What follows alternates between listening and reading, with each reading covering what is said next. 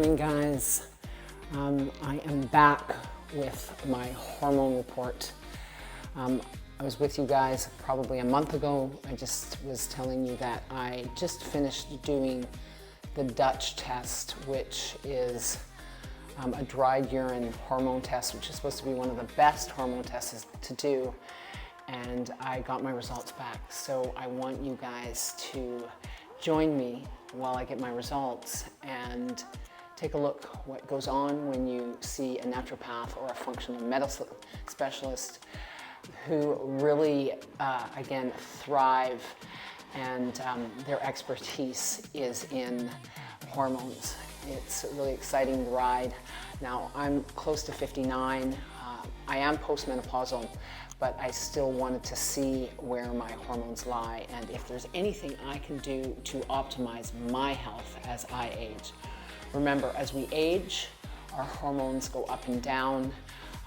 That's why we start to excel when it comes to aging and living not so well, is because if our hormones are out of sync, then believe me, your life can feel very out of sync. So it's really good for us to stay on top of it and to recognize that there is so much help out there when it comes to helping women through, again, perimenopause, into menopause, into postmenopause. Remember, menopause is only one day. It's after that 12 months you've finished your period and you haven't seen it for 12 months, that one day is menopause. Then on, you are into postmenopause. Anyways, guys, remember, you are awesome, and it's so important to optimize your health. So follow me with my journey. Let's go. How have you been since I saw you last? I have been good. Yeah? Really good. Any big I'm things nervous. to report? I'm Why are you nervous? Yeah, I just am, because I have no idea. You've done one of these before though, right? Probably 10 years ago. It's been a bit. So, maybe yeah, even you said longer. even 10 to 15 last Yeah, time. 10 to so 15. it's been a little bit. Yeah. Okay. And we talked about, obviously, you know, your concerns last time. Menopause is of 10 years ago. Saw an ND at the time. Curious now about BHRT. Yeah. Have you done any of that in the past? Previously was both, right? Yeah. Yeah, estrogen and progesterone. Yeah. Okay. Progesterone first, and Yeah. then they blended it With at one some point. added estrogen. Yeah. Yeah. And usually that's an approach we like to take as well here.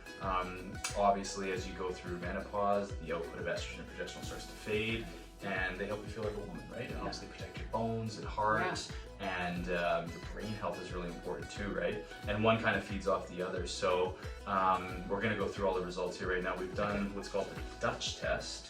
So this is like the gold standard they use pretty much through North America. A couple ways you can test for hormones. You can do it in the blood, you can do it in the urine. We used to do it in saliva, that's kind of fallen out of favor. And so the best way I find to get the most details is to do a Dutch test, and it's dried urinary test for comprehensive hormones. That's what the Dutch stands for, in case anyone's wondering. Because it gives you a lot more than just hormones. It gives you breakdown byproduct, it gives you like liver health, it gives you adrenal health, which is one area you can see I put some highlights on that we need to talk about, because if the adrenal system is jacked up, it will compromise the hormones. Oh yeah, and I could You feel that, right? Because what happens once you go through menopause and the ovaries shut down, the only way you get your sex hormones is from the adrenals. So they're busy putting out like adrenaline, norepinephrine, cortisol, and now you're like, hey, I need all this estrogen and progesterone to continue to make me feel good, but it's putting a lot of stress on them as well. So if we don't mind that system, it's really hard to fix the other two. Yeah, because if your body's in fight or flight, it's not too interested about reproduction. It's like, let's just survive. Yeah, exactly. And so the reproductive hormones start to gear down, a lot of stress on the adrenals. So that's a big theme that we'll talk about as we go through this as well, because you start pretty good, but then you have high amounts of cortisol at night. So if there's any anxiety, if there's any sleep issues, if there's any hot flashes or heating at night, that can all be part of it. Yeah, for sure. It hasn't been bad, but it comes and goes. Sure. Right? Yeah. What's the frequency? I can be really good for 3 months, and then I will experience a month of, you know, not really bad, but I'll wake up once hot and sweaty. Sweating and heating up, so that's an important system we need to look at here too. It used to be way worse when I was in perimenopause. Like 10 years ago or so or more. That's right. Yeah. So you kind of got through it.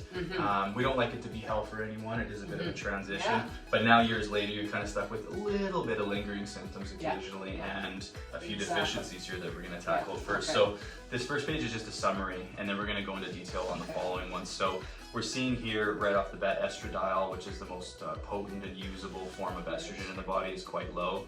So the reference range here, if you were still cycling, is 1.8 to 4.5. But because we're in sort of that menopausal state, it should be between 0.2 and 0.7. So you're like not making a lot, making a tiny bit. You're right on the low end of normal. So it's not like frankly low, but it is like low normal to the point where could we optimize that a little bit? Yes, and that's going to be part of the plan as we start to sketch a treatment plan for you going forward here. Other big one that came up low on the low end of the range, progesterone, right? So both quite low on the very low edge of the menopausal range here. Again, the range is different depending if you're still cycling or not. So in the case for you, Carrie, both of those are going to need some work.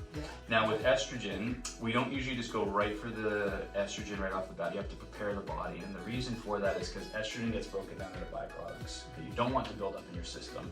They need to get eliminated by the liver. And so you always want to start for at least a minimum of 2 months to work on liver health.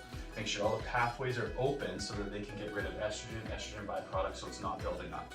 I'm sure a lot of people watching, and yourself included, has heard that there's dark sides to estrogen if they're not getting handled by the body properly, if they're building up, they're implicated in certain health conditions. And so you have to make sure, especially with this one, to be careful that there's no backlogs in the liver and that your body can detoxify and eliminate what it needs to. And so the first phase with supporting low estrogen is building up liver detox, okay? And we usually do that in a variety of ways. Milk thistle is really good.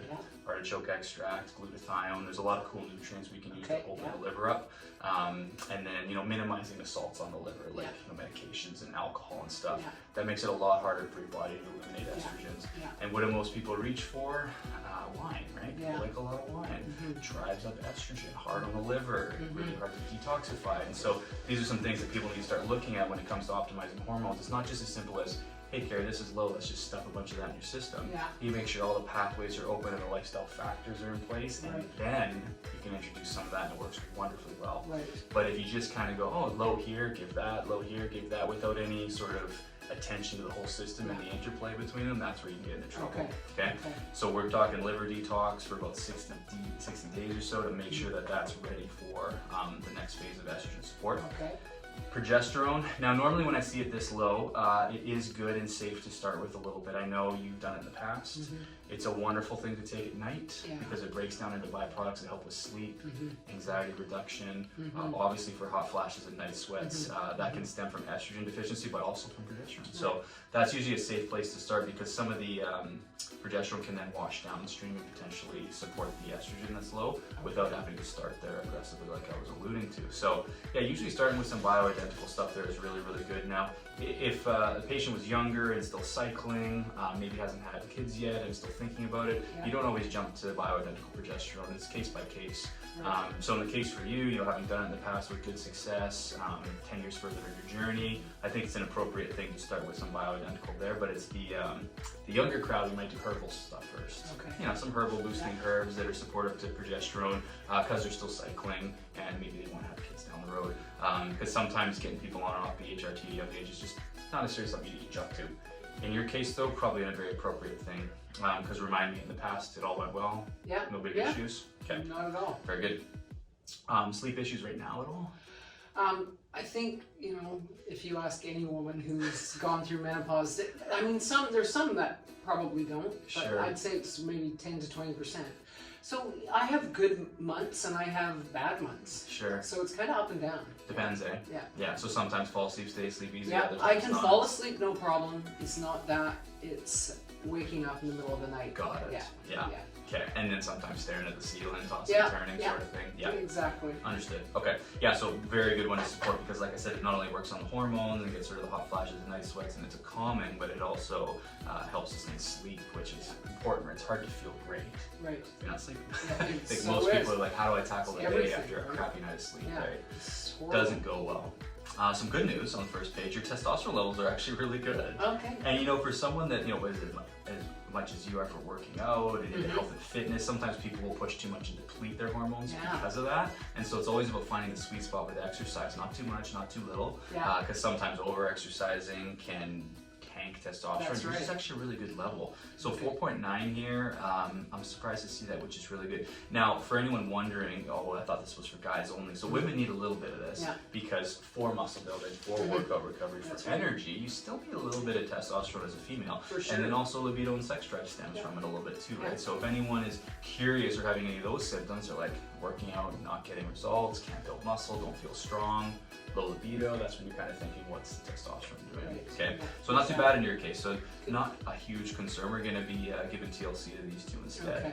Now this first phase also has what's called a cortisol adrenal hormone response curve. Right. So we've done 4 separate collections with this urine test, so we can see cortisol at 4 different times throughout the day. Yeah. The quick and dirty on this, for anyone that doesn't know, is cortisol should start high and then it should slowly fade as the day goes. So it's kind of that like shot of adrenaline in the morning or cortisol that gets you out of bed, Yeah. spring into the day, and then it should fade as the day goes. You obviously don't want that feeling when you're trying to fall asleep, No. so it should gently come down as the day goes, and then that way it doesn't antagonize melatonin. But if you have high amounts of cortisol that start and then they don't drop, or maybe just later in the day you have like spikes for some reason, that can cause problems in the back half of the curve and tinker with your sleep.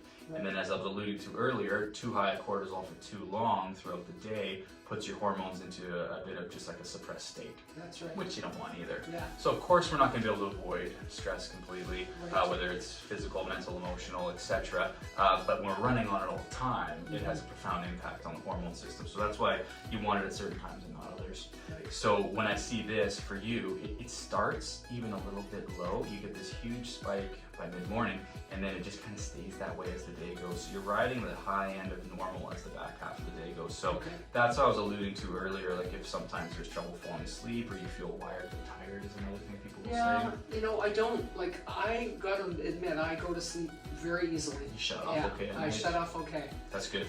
But I don't know, maybe it has something to do with getting up at 3:30 in the morning. Bingo. Right? So that was gonna be my So- next thing. If it's not like a, hey, I have trouble falling asleep at 9 or 10, but I'm now waking up between 1 and 3, that's usually a high cortisol response happening in the Yeah. middle of the night. That's what And it feels now it's like, oh shit, I can't get back to sleep. That's Because exactly now what it you're feels running on the wrong energy. That's right. And that should happen between 5 and 7, Yeah. not necessarily between 1 and Yeah. 3. So that's probably what I'm seeing here now that you tell me that. And that's why it's important for people to fill in the blanks. You can't just look at this and know, you have to look at this and then take the context of what you are Right. telling me to Right. kind of know, okay, what needs to happen next. Exactly. Okay. But not a flat line, which is a good thing. Good. Because sometimes when people pull on their adrenals enough, eventually, you know, it might be high for a certain amount of time and then it just flattens right out, which we don't want to see Yeah. either. Yeah. So that's the first page. And in case anyone's wondering, it's only a 13-page report, but I won't be as elaborate on these next ones because it's a lot of like medical jargon and Okay. byproduct. I kind of want Right. to just touch on some highlights. This looks at all 3 estrogens. It gives you like, you know, is it below, is it in range, is it high? Quick summary here.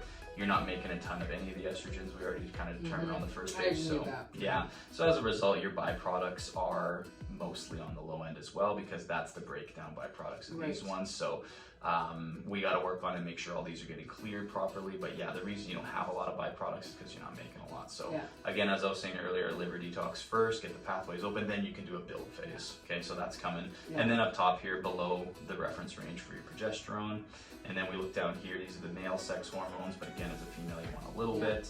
And it's kind of, you know, a few lows with a few decents, like all your DHT and testosterone are really good. It's your DHEA, which is the mother hormone for all of these, is a little bit on the low end, but yeah, we'll be able to kind of nurse these back to health here, and that's what we're going to focus on. More fun pictures. So for anyone really interested in the science of estrogen detox, this is a very brief overview of it. So you're seeing all the estrogens there and then how they get broken down. And then we're just kind of seeing like, is Carrie's methylation status high, low? She's a high methylator, which means she's converting and creating molecules in the body fairly efficiently. Sometimes that can be sluggish if you're low in B vitamins and methyl factors, but generally that looks not too bad. That's good. But again, there's not a huge amount of stress on the system from the top end here, so as you flow down, that's all getting processed, not too bad. That's good. We look here to see if she has what's called a 5-alpha or 5-beta preference. This sometimes gives us an idea of how well people tolerate carbs. So sometimes people are curious as to like, why would someone handle carbs better than me? And sometimes there's a genetic component to that. That's right. Where some people go low and they're like, I feel great, and other people are like, I feel awful. And so I've never been a huge fan of like really low carb for a long time. For most people that are strength athletes, I don't find it to be too beneficial. But this gives us an idea of, do they need to adjust it? So maybe they're doing too much, maybe they need to do a little less. But never a zero thing, but it gives us an indication of how well, you're kind of right in the middle. So when I see that, I'm kind of like, I think what you're doing is working in the sense of you probably don't have to adjust it too up or down. If you were swinging one way or the other with this 5-alpha or beta preference, I might say, how many carbs are you doing? And I might break that down a little bit more. But that would also be for someone that's like, hey, I have all this like weight around the midsection too. And so I know not a chief concern for you, but it does check that out as well. So, which looks pretty good. Well, that's good. Cortisol, like we talked about, it's just above and high end of the range in the back half of the day. So your front half of the day is not bad, and then you get kicked into high gear. Yeah, I can totally. You feel that as the day goes, you get a little more wired. Because I just start my brain. Like when I'm in work, I'm very relaxed. I love working with people. I feel relaxed. When I leave work, you know, I think and worry about everything else, right? So it's very true you say that. Yeah. I always tell people, if you have too much white space in the calendar, that's when things just freak out and get in your head and you overthink things. It's like, but in these moments, completely blocks out every concern and problem in my life, and I don't think about anything else. And then you're right, and then as entrepreneurs and people, you know, we're responsible with people's health and stuff like that, you get home and then the thoughts start occupying your mind, and you're like, oh my god. Sure do. And so you feel the worst anxiety and stress is when you're away from work. That's right. It's like a weird thing, right? My husband's the same way. Like we say we shouldn't take time off sometimes. Right? Well, it comes with the drawback, right? Which is why we travel as much as we do, because then when we travel, we're on the go. It's not just like, let's take a day off and lie around the house. Like, those are sometimes the hardest days. Those are the hardest days. Oh, you get in your head, right? Yeah. You sure do. Yeah, so I feel you on that. And that's probably what you're seeing here. Another thing I should ask though is, if you work out later in the day, obviously when we work out and exert ourselves, you're gonna jack up your levels, so you're not, No, for the most part, it's all in the morning, get it all done with. But I will say that I don't sit down a lot. Like I'm home, if I get home, I'm vacuuming because I have a hairy dog who I love so much. Sure. And then I'm mowing the lawn and I'm gardening, and like I have a very hard time slowing down. Understood. Yeah, I can relate. But when I see this, that would just be another, affirmation that you would want to do it earlier in the morning with your exercise. And if someone was sitting in front of me and it's just like, hey, I've been doing evening workouts all the time with this adrenal curve, would you suggest that? I'd say, no, you probably want to go earlier. Just ride that high out of bed. And so front half of the day is best for exercise, because sometimes you'll see these spikes. People go to the gym at like 4 and then it doesn't fade enough. Then it's dead time. And and I used to do a lot of like 7, 8 p.m. workouts, and some people get away with it. But I found earlier is better. That's the quick and dirty here. And then what do we have next here? Some more fun pictures. This does a check of your sleep as well. So I know melatonin is an important hormone secreted in your brain for sleep. It's also a good antioxidant. Yours is quite high. Have you taken any, or have you taken any somewhat recently? You know what? I have not taken melatonin. You know what? Any product you have that might have? Please do. Just because when I see this, usually you're getting it somewhere. And you know what? If I take any natural type of sleep aid, I don't, and maybe I have in the last bit, but honestly, can't remember. I can't. I'll have to check it. Check and see. And if I have taken it, it's been minimal, like super minimal. So probably a low amount. But sometimes that's enough to just throw this off. So I'd be curious. Just open up your cupboard, check, send me a picture, and then I'll just double check to see. And based off what you told me with sleep anyway, I wouldn't recommend you add much more anyway. It's going to be worked on from these other angles. So that's another thing it checks. So if you were taking too much melatonin, would that mess with your sleep also? I find it does. It's the number one thing people reach for, but it's the least useful long term, I find. Short term here and there, you're going through a rough patch, maybe you change time zones. That's right. Melatonin has use, but in any shift worker, any chronic insomniac, I find I'm like, have you tried melatonin? They're like, yeah, it stopped working. Or they're groggy. So they'll take 5 or 10 milligrams, which is probably excessive, and then they'll wake up and just be in a fog. And if you're gonna take it, it should be short term and like 1 to 3 milligrams. It should not be a lot. Wow. So for you, just double check that. Okay, I will double check. And then the last page looks at a few other things. Some potential deficiencies show up here. So we're seeing high amounts of these metabolic markers, and sometimes that's a B vitamin deficiency. So that's why it has here, if high or low, there may be a B6 issue. And these two things get cleared with the help of B6, 9, and 12. And so when you don't have enough of those, they'll build up. Right. And then we're like, okay, we need to get some of that in the system. And B6 is incredibly important for hormones because it helps the liver. Okay. And it also helps the neurotransmitter. I listened to a lot of B6 is really good. Mark Hyman. Yes, he's probably huge on it. Yeah, I follow his stuff, good stuff. I follow both of them. Yeah, so usually for females, about 300 milligrams a day of B6 is important. Okay, and your B12 checked out all right. So is your glutathione, which is an important antioxidant. So that's the good news there. And then inflammatory levels, all this is actually looking pretty good. So just a few key things that we gotta kind of start with, okay? Okay. So in summary, I'll start jotting some things down for you here. Okay. And this is gonna be yours. If you want a digital copy, you can just ask the girls up front. Okay. And I'm just going to sneak around and grab one thing and then we'll start filling it out. Alrighty. We'll get started. You can grab from the pharmacist here. I just find that's usually easiest if that's all the same to you. Yep. And a few other supplements. Just remind me what you're taking at the moment. Oh, I am taking, well, I just started taking a B complex. Okay. So I haven't been on it long. I take fish oil. Okay. Zinc. Okay. Vitamin C. Okay. I'm thinking. I take it's a herb. Ashwagandha? Thank you. And I take rhodiola. Okay. I take it just because sometimes I am very anxious and just read up for anxiety. Sure. And what else do I take? Vitamin D, obviously. Okay. There are more. What can I think? When do you take the rhodiola and the ashwagandha? Usually at night. Rhodiola can be a little more stimulating, so I like rhodiola in the morning, ashwagandha at bed, because it's a relaxer and a sleep aid. You want to avoid B vitamins and stimulating herbs before bed. And magnesium I take. It's fine. And calcium. It's fine, okay. So like a CalMag bed. Yeah, and I think that's about it. Okay, and then I'm just going to put your ashwagandha at bed. And then also, do you have a rhodiola blend on its own? Yeah. Yeah, so that's in the morning. Mm-hmm. Okay. And then we're going to do progesterone in bed. Usually 6 days on, 1 day off is good. Just give the body a break 1 day a week. Okay. Best taken in bed. Okay. So here's my question about progesterone, because I am a woman and I'm going to ask this question. Let me hear it. Weight gain. Okay, it's a very good question. Yeah. So #1 side effect is weight gain and a bit of bloating. Okay. Which no female loves to hear. Yeah. It's usually in the vicinity of 3 to 5 pounds. Yeah. And usually somewhat self-limiting in the fact that it will sort of normalize as you go. Yeah. But at first, if you notice that in a week or two and you're just like no other explanation, no change in diet or exercise, it's usually just that. Yeah. As far as it being horribly noticeable visually, depends on the person. More so, it might be just something you feel. Yeah. And so that's the one thing to Right. be concerned about that. Well, not even concerned, just aware of. Yeah. Because there's no real that's really the main downside. That's it. Yeah. Yeah. I mean, I've been on it and I can't remember that, so. And you're so lean and healthy, and it's like I don't suspect it'll be a massive issue for you, but yeah, good question. I'm glad you brought it up because people are always like, oh, I didn't know that. I knew that, but I just wanted to confirm it. That's really it. Yeah, and I know as you've done it before and had good success, that's why I'm less concerned with it. Okay.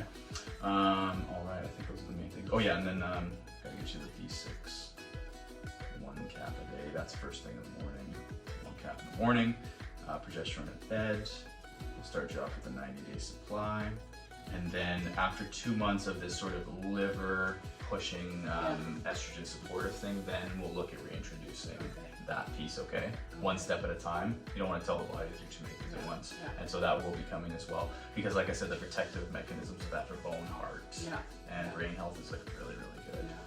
Any histories in the family with hormonal stuff, breast cancers, anything that you can think of? Okay. Yeah. Another thing to think about with these cases is to make sure there's not a lot of that in the family tree, right? Yeah. And the only thing is my mom had Alzheimer's, right? So that was a big one. It was yeah. the brain stuff Yeah, we talked about, right? Yeah, exactly. No diabetes or anything? Not as far as I know. I don't Okay. know if there was any blood sugar issues in the Because sometimes that can because, drive the Alzheimer's. Yeah, exactly. Yeah, and then neurodegeneration and stuff. That's right. Yeah. Okay, so any other big questions on that? I think that's a good start with everything, and we've just done a bit of rearranging with the herbals because the adrenal system needs support in the morning with rhodiola, ashwagandha at bed, B-complex to get rid of that deficiency, CalMag at bed, and then the liver supports twice a day, which I'll get you, and then the progesterone we can chat with the pharmacist and he'll get you all sorted. Okay.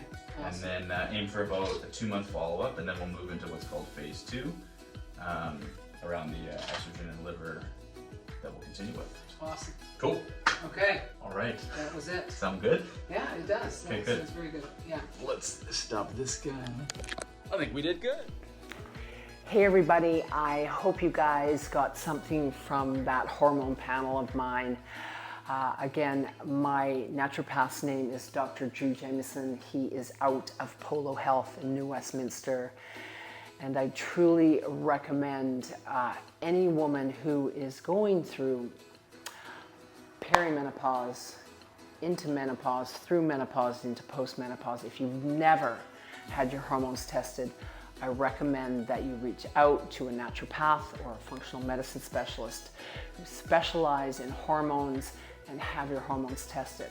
Remember, our hormones are our lives. If they are running like a symphony, we are running like a symphony. If they are not running like a symphony, we don't feel so well in our life. Hormones, again, make us feel amazing when they are running amazing. Again, if you have any questions, shoot them at me. Follow me through this journey of hormones, and I hope you guys have an awesome day. We will be back with more hormone talk. You guys are awesome. Remember, optimize your health at any age. We can do this. Life is, again, a beautiful thing when we take care of our health on every level. I will see you in the next one.